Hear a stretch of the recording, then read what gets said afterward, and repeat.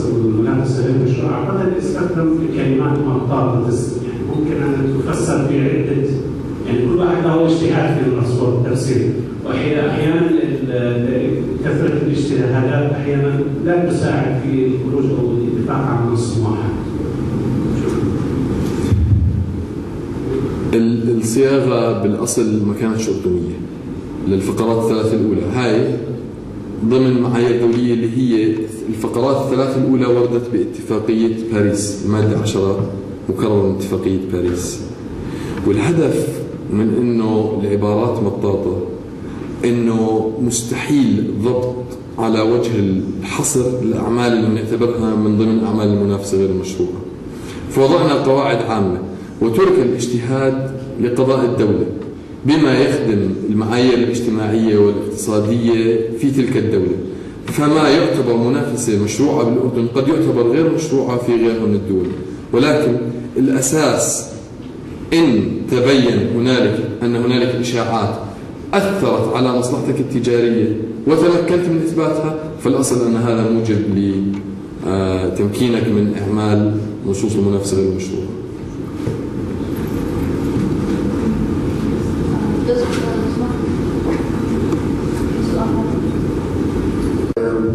Parties mark, for example, if it's a non-commercial use of a product, it's compared to advertising, for example, or some other non-commercial opinion, be it professional opinion or that of a competitor, or the classic comparative advertising, my product's better than your product. Is there a fair use provision in the Jordanian law or in this region? Because there are often in Commonwealth countries. Unfair competition in Jordan per se has not existed prior to 2000. So we haven't had a long judicial line of judgments to be able to come up with conclusions as to whether this is permissible or this is not permissible. And Jordan is a civil law country, so we're not case law based, we're not a common law country. We're provision law based. There isn't a provision in the Unfair Competition Act that says that you can do comparative advertising or you cannot do comparative advertising. So we have to stick to the criteria set by Article 10 of the Paris Convention, in addition to the Jordanian edition of subparagraph 4. I'm almost certain that this comparative advertising hasn't been yet the subject of a judicial decision in Jordan, but we may see that in the future. Today, it depends on a case by case. If you're asked as a lawyer, you would have to give your own interpretation, but there isn't a clear legal provision and there isn't a judicial precedent to be able to rely on. Because in the U.S., for example, it is a big defense to a claim of unfair competition. In the U.S., it is often a defense to a claim of unfair competition to argue that I was not using it commercially, I was simply using it in context, I was using it in text, I'm not harming your brand, and I understand these articles where you have to have a harm. I'm not harming your brand, simply comparing it to my brand. So I'm wondering why there isn't a case on it that perhaps as a practitioner you believe it would be a valid defense or it would not be a valid defense. Well, to make things easier, I've opened to the translation of the Jordanian Unfair Competition and Trade Secrets Act. This is an act that is considered an act of unfair competition. Any practice that reduces, there should have been an S there, the product reputation, causes and the others has an or in the Arabic text. So this in its own right is adequate to constitute unfair competition. And not linking it to the opening statement, I'd be reluctant to say that you cannot use this against a non-commercial use. أسئلة؟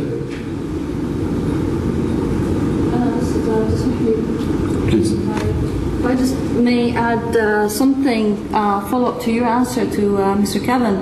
Indeed, you have to take into consideration the discretion of the judge when interpreting the opening of Article 2 of the Unfair Competition. How broadly do you interpret the condition of competition, and how broadly do you interpret what acts may be construed as contrary to acts of unfair competition? Because actually this is very fluid, and you have to go back to either customs or consumer perception to see whether we would actually consider that this act of comparative advertisement or allegations, or not even allegations. I mean, Article 2 of the Unfair Competition Law of Jordan included 4 paragraphs. One of them talked about false allegations, but paragraph 4 talked about allegations that might harm the reputation. So it doesn't have to be per se even false.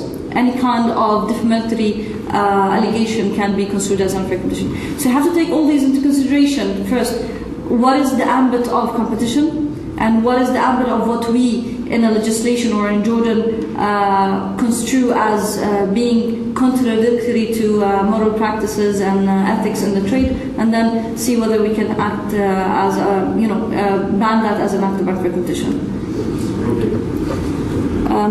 Any more questions أو أي أسئلة للدكتور طارق? I see everybody's eager to leave. Okay, thank you very much, Dr. Tarek, for this very interesting presentation, and if you would allow us to move on with the final session for this today and for the conference. But before we close, allow me to say that it has been a real pleasure having you, and for all your contribution, for your support, for your feedback, questions. Big thank you to organizers, sponsors again, and biggest gratitude goes, of course, to our speakers who have come from all over the world. I hope that you enjoy the rest of your stay in Jordan. It was a pleasure having you. Thank you again for ASAP, Zain, Abu-Ghazaleh Intellectual Property, and the AGIP News Agency. If you would allow me to welcome Ms. Martha Fradley one last time to give us the closing remarks for this conference, and then you will be set free. What I consider some of the highlights of these 2 days. I think what a wonderful way to celebrate World Intellectual Property Day. And I would like to thank ASIT and the sponsors, Zain and Tag, for organizing this conference. We have covered a great deal of subject matter in relation to trademarks, well-known marks, branding, and business generally. His Excellency, Mr. Sami Gamouth, Minister of Trade and Industry, said that Jordan has found a positive formula to push forward the wheel for development in strengthening its IP legislation and institutions. I think that we cannot but agree with His Excellency. Kevin's speech brought us the experience of a robust and mature intellectual property system. He recalled that well-known mark protection does not presuppose strict definitions nor separate registrations. These are very important things to remember. Maher Hamdan educated us, well, in any case, he educated me personally as to how Jordan has complied with its international IP obligations. His list of trademarks protected regardless of registration: Burger King, Tazo, Winnie the Pooh, Lion King, Aladdin, told us about the health of the IP system in Jordan. Charles, I think that we all enjoyed your very instructive presentation and advice on DNS registration strategies. Particularly appreciated was your comment not to leave to IT specialists the law firm's decision as to which top and second level domains to register. Lama, we learned from you how good Zain's branding strategy has been, building brand equity on a unified brand that, in your words, brings people together and demolishes boundaries. Zain is a brand for the smartphone generation. Peter, you showed us how complicated and yet crucial it is to establish value, not only for accounting purposes, but also at any time of a trademark's long existence. Trademarks survive companies. Trademarks are assets that should be appropriately assessed so that fair transactions are concluded. Dr. Taek, unfair competition, as we already started saying during Kevin's presentation, is an essential discipline. Any competition that may affect a product and its reputation needs to be addressed. What is a dishonest act that would give us rise to unfair competition practices?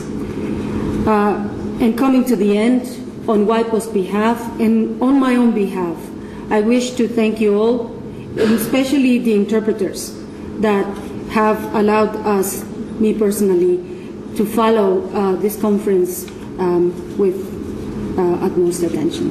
Thanks very much.